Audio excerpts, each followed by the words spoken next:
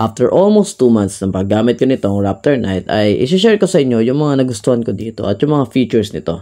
Una na sa nagustuhan ko ay yung forma nito at yung kanyang build quality. Maganda siya at talaga namang aesthetic tingnan. Tingnan nyo naman. Saka syempre, mas matagal din siyang malobat at mas malayo yung nararating niya kasi hanggang 60 kilometers yung maximum range nito. Dito sa controller natin, meron tayong headlight, meron din tayong horn at signal lights. Ayan, ganda nung bar, no? Tapos dito meron tayong reverse, meron tayo ditong horn ulit, and yung ating speed changer. So meron tong iba't ibang level ng speed. So ayan, maganda din yung forma nito, aesthetic din siya. Tapos ayan, makita natin, napaka-spacious nung kanyang compartment. Kasya-kasya yan yung full face na helmet.